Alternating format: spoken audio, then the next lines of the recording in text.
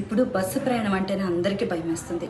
ఎందుకంటే రీసెంట్గా కర్నూలులో జరిగిన బస్సు ఫైర్ యాక్సిడెంట్ అందరికీ గుర్తుంది కదా. అప్పటి నుంచి ప్రజలు కానీ ప్రయాణికులు తమ ప్రాణాలను కాపాడుకోవడానికి ఏం చేయలేని స్థితిలో అయితే ఉన్నారు. అయితే కొన్ని సింపుల్ టిప్స్ పాటిస్తే మీరు ఇలాంటి ఫైర్ యాక్సిడెంట్స్ నుంచి ఈజీగా బయటపడవచ్చు. ముందుగా బస్సు ఎక్కేటప్పుడు ఎమర్జెన్సీ డోరు ఎక్కడుందో ఖచ్చితంగా చూసుకోండి.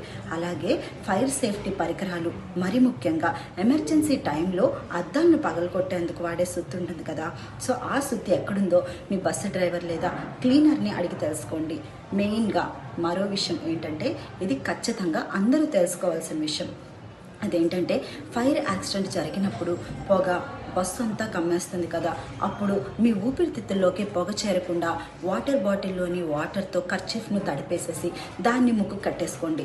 అది చాలా ముఖ్యం. దీంతో పొగ మీ లంగ్స్లోకి వెళ్లకుండా మీరు మెయిన్గా అన్కాన్షియస్ అవ్వకుండా తప్పించుకోవచ్చు. అలానే ప్రయాణించేటప్పుడు కూడా లగేజీ బ్లాస్ట్కి సహకరించే వస్తువులు అయితే ఏవో ఉంటాయి కదా, అలాంటివి తీసుకెళ్ళొద్దు అసలు. ముఖ్యంగా ఫోను, ల్యాప్టాప్లు ఛార్జింగ్ పెట్టేటప్పుడు కూడా జాగ్రత్తగా 1కి 2 సార్లు చూసుకోండి. సో మీరు ఈ సింపుల్ టిప్స్ పాటిస్తే అగ్ని ప్రమాదాలు లేదా ఇతర ఎటువంటి ఎమర్జెన్సీ సిచ్యువేషన్స్ టైంలో కూడా సురక్షితంగా బయటపడవచ్చు. మీ ప్రయాణాన్ని సురక్షితంగా ఉంచుకోండి, ప్రాణాలను రక్షించుకోండి.